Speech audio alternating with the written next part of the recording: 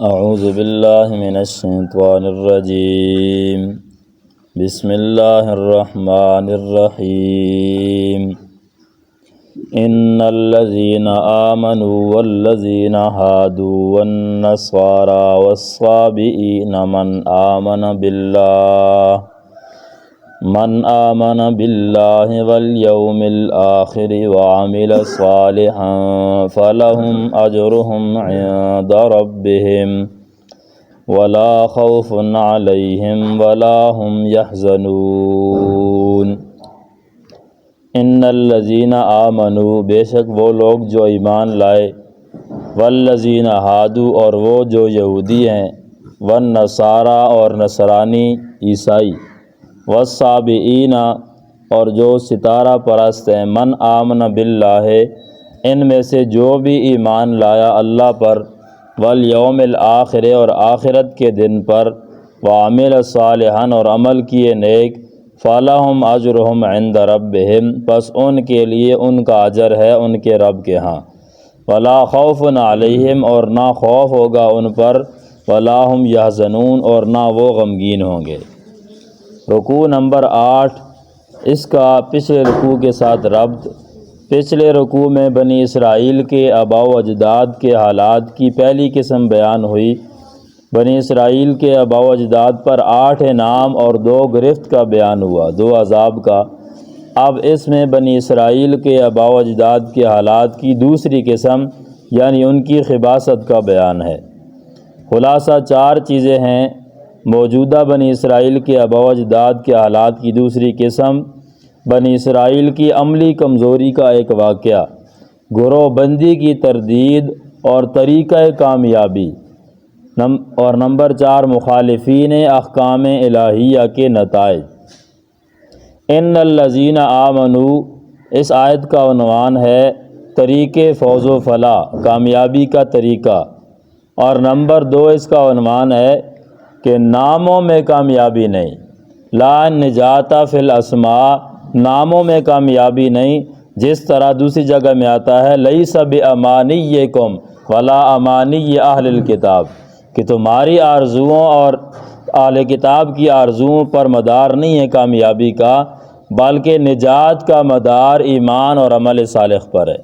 نام اپنا جو بھی رکھ لو، اصل چیز یہ ہے کہ حقیقی ایمان ہو اور نیک اعمال ہوں۔ ان الذین آمنوا، بے شک وہ لوگ جو ایمان لائے، یا الذین آمنوا یہ رسول اللہ صلی اللہ علیہ وسلم کے زمانہ میں جو لوگ ایمان لائے اور بعد میں یہ ان کا لقب ہے، لقب امت محمدیہ۔ والذین ہادوا اور وہ لوگ جو یہودی ہیں، یہ امت موسویہ کا لقب ہے، موسیٰ علیہ السلام کی جو امت تھی ان کا لقب ہے۔ والنصارى یہ امت عیسیٰ کا لقب ہے۔ اور اس کا عنوان تیسرا ہے گروہ بندی کی تردید، کہ گروہ نہ بناؤ، اس کی تردید ہو رہی ہے۔ والصابئین اور وہ لوگ جو صابی ہیں۔ اب صابی سے کیا مراد ہے؟ تو اس کا ایک معنی ہے دین سے نکلنے والے۔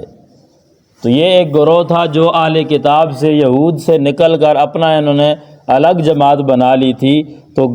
دین سے نکلنے والے۔ اسی وجہ سے مشرکین مکہ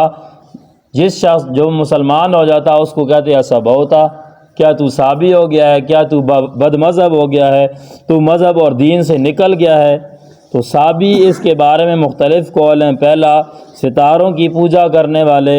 نمبر 2 فرشتوں کے پجاری، نمبر 3 اہل کتاب کا ایک گروہ، نمبر 4 آگ پرست، آگ کی عبادت کرنے والے۔ تو یہ ایک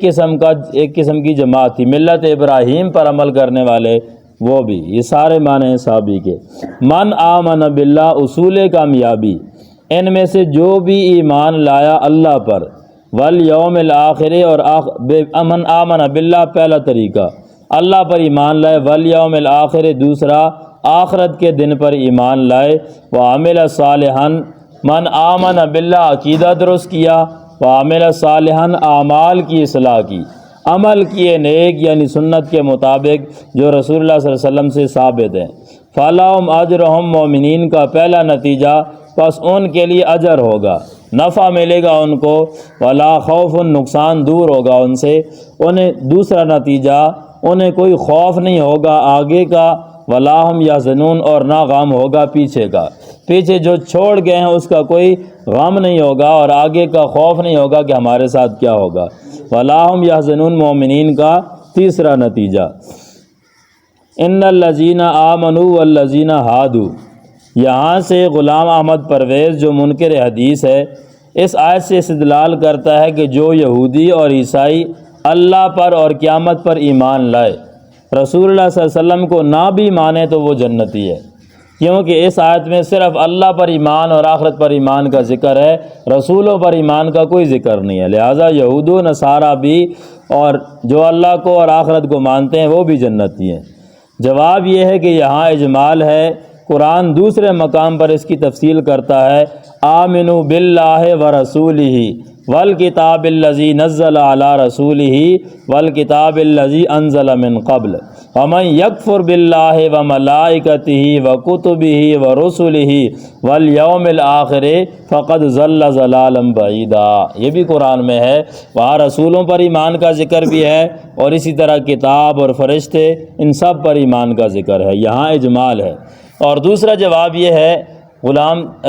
قاضی شمس الدین صاحب رحمہ اللہ فرماتے ہیں الذین آمنوا والذین ہادوا، ان سب فرقوں میں رسولوں پر ایمان تو مشترک تھا، رسولوں پر ایمان لاتے تھے، اللہ پر ایمان اور آخرت پر ایمان اس میں فرق تھا اور اختلاف تھا، اس وجہ سے اس کا ذکر کر دیا۔ رسولوں پر ایمان کا ذکر اس لیے نہیں کیا کہ وہ رسولوں پر ایمان لاتے تھے۔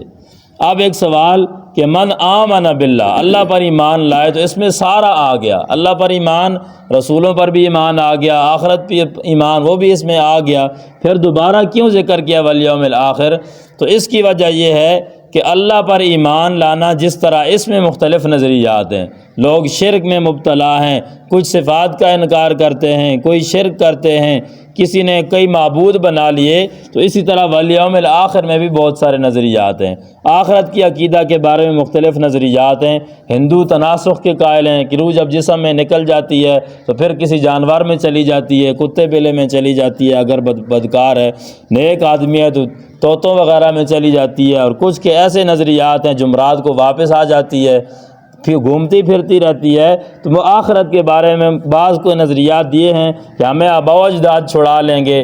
تو مختلف نظریات تھے، اس وجہ سے یہاں والیوم الآخر بھی ذکر کیا کہ اللہ پر ایمان اور آخرت پر ایمان وہ معتبر ہوگا جو قرآن و سنت میں بیان ہے، اپنی طرف سے بنا ہوا معتبر نہیں ہوگا، اس وجہ سے اس کو الگ ذکر کیا ہے۔ وَإِذْ أَخَذْنَا مِيثَاقَكُمْ وَرَفَعْنَا فَوْقَكُمُ الطُّورَ، اور جب پہلی خباثت بنی اسرائیل کی، اور جب اٹھایا وَإِذْ أَخَذْنَا، اور جب لیا ہم نے مِيثَاقَكُمْ تم سے پکا وعدہ، یعنی تمہارے آباء و اجداد سے خصوصی میثاق، وَرَفَعْنَا فَوْقَكُمُ الطُّورَ کیفیت وعد، اور بلند کیا ہم نے تمہارے اوپر کوہ طور کو، طور پہاڑ کو، خذوا ہم نے کہا پکڑو ما آتیناکم جو کتاب ہم نے تمہیں دی ہے، فرائض بنی اسرائیل، بقوت مضبوطی کے ساتھ پکڑو، یعنی اس پر عمل کرو، اس کی تدریس کرو، اس میں اجتہاد کرو، واذکروا ما فیہ، اور یاد کرو وہ جو اس میں ہے، لعلکم تتقون امور ثلاثہ کا نتیجہ تاکہ تم متقی بن جاؤ، ثم تولیتم شکوہ علمی کمزوری آبائے بنی اسرائیل کی اور موجودہ کی، ثم تولیتم پھر تم پھر گئے من بعد ذالک اس پکے وعدے کے بعد، فلولا فضل اللہ علیکم شفقت باری تعالیٰ پس اگر اللہ کا فضل نہ ہوتا علیکم تم پر، ورحمتہ اور اس کی رحمت نہ ہوتی کہ اس نے رسولوں کو بھیجا ہے اور تمہاری توبہ قبول کی ہے، لکنتم من الخاسرین البتہ ہوتے تم نقصان اٹھانے والے۔ وَإِذْ أَخَذْنَا مِيثَاقَكُمْ یہ وہ واقعہ ہے کہ جب موسیٰ علیہ السلام کوہ طور گئے تھے تورات لینے، وہاں تورات لے کر آئے اور اپنے بنی اسرائیل کو سنائی، تو انہوں نے کہا ہم اس پر عمل نہیں کرتے، ہم اس کو نہیں مانتے، تو اللہ نے پھر پہاڑ کو ان کے اوپر اٹھایا کہ بھی مانتے ہو یا نہیں، مانتے ہو یا نیچے دبا دوں؟ تو انہوں نے کہا بھی ہم مانتے ہیں، آمنا آمنا کہنے لگے، پھر جب پہاڑ ہٹ گیا تو کہنے لگے سمعنا وعصینا، سن لیا لیکن دل سے نہیں مانتے، نافرمانی کی ہے۔ تو وَرَفَعْنَا فَوْقَكُمُ الطُّورَ یہاں پر سوال ہے کہ پہاڑ ان پر اٹھایا گیا تو کیا یہ زبردستی نہیں ہے؟ کیا یہ مجبوری ان پر جبر کرنا نہیں ہے، اکراہ نہیں ہے؟ حالانکہ قرآن میں لا اکراہ فی الدین، کہ دین میں کوئی جبر نہیں، کوئی اقرار نہیں، کوئی زبردستی نہیں ہے، اور یہاں تو ان پر پہاڑ اٹھایا گیا کہ مانتے ہو تو ٹھیک ہے، نہیں تو ہم نیچے دھسا دیں گے، تو یہ تو جبر ہے اور اقرار کیا گیا۔ تو جواب یہ ہے کہ اقرار کی دو قسمیں، ایک ہے اقرار فی الدین، دین کے اندر لانے میں جبر، کسی کو اس چیز پر مجبور کرنا بھی تم مسلمان ہو جاؤ، یہ ہے، اس کی نفی کی گئی لا اکراہ فی الدین۔ اور دوسرا ہے اکراہ علی الدین، کہ دین قبول کرنے کے بعد، ایمان قبول کرنے کے بعد، اسلام قبول کرنے کے بعد اب احکامات پر عمل کرنے کے لیے زبردستی اور اکراہ اور جبر یہ جائز ہے۔ یہ بالکل ٹھیک ہے، جیسے حدیث میں ہے، رسول اللہ صلی اللہ علیہ وسلم نے ارشاد فرمایا، میرا دل چاہتا ہے کہ چند نوجوانوں کو کہوں لکڑیاں اکٹھی کریں، پھر جماعت کھڑی کروں، پھر دیکھوں جو نماز کو نہیں آتے مسجد میں ان کے گھروں کو آگ لگا دوں۔ تو یہ جبر نہیں ہے، یہ جبر ہے، لیکن یہ دین قبول کرنے کے بعد ہے۔ اس کی مثال ایسے ہے، مثلا ایک ادارہ ہے، سکول ہے، اب جس آدمی نے سکول میں داخلہ نہیں لیا وہ اس پر کوئی زبردستی نہیں کرتے، بھی تم داخلہ لو ہی لو ورنہ ہم تمہیں سزا دیں گے، یہ کریں گے، وہ کچھ بھی نہیں کہتے۔ لیکن جو داخلہ لے پھر اس پر زبردستی ہوتی ہے، ابھی تم نے یہ یونیفارم پہن کر آنا ہے، نہیں تو ہم نکال دیں گے، اتنی فیس دینی ہے ورنہ یہ سزا ہوگی، یہ تم نے سبق یاد کر کے آنا ہے، یہ لکھ کر لانا ہے، یہ کرنا ہے، وہ کرنا ہے، پھر ساری پابندیاں ہوتی ہیں۔ اگر نہیں کریں گے تو سختی ہوگی، جرمانہ ہوگا، سزا ہوگی۔ یہ ساری چیزیں ہر ادارے میں ہوتی ہیں، سکول میں، مدرسے میں اور باقی اداروں میں۔ تو اسلام میں بھی یہ ہے کہ جس شخص نے اسلام قبول نہیں کیا اس کو اختیار ہے، قبول کرو یا نہ کرو، دلائل اس کے سامنے ہیں، لیکن جو قبول کر لیتا ہے اب اس پر سختی ہوگی، بھئی اگر کفر کرو گے، ارتداد کرو گے تو تمہارا سر قلم کر دیا جائے گا۔ اب مرتاد کی سزا ہے 3 دن تک اسے شبہات دور کرو، نہیں مانتا تو اس کو قتل کر دو، لیکن جو کافر ہے، ازلی کافر، اس کی کوئی سزا نہیں ہے، اس کو زندہ رکھنے کا حکم دیا گیا، یہ نہیں کہ اس کو قتل کر دو۔ لیکن جو اسلام قبول کرنے کے بعد پھر کافر ہوتا ہے، مرتد ہوتا ہے، اس کی سزا مقرر ہے کہ اس کو قتل کر دیا جائے۔ ایسے ہی باقی جتنے بھی جرائم ہیں ان پر سزا اسلام میں موجود ہے۔ تو یہ اکراہ علی الدین ہے، دین پر عمل کرنے اور احکامات پر سختی، دین کے اندر داخل کرنے میں کوئی سختی نہیں ہے۔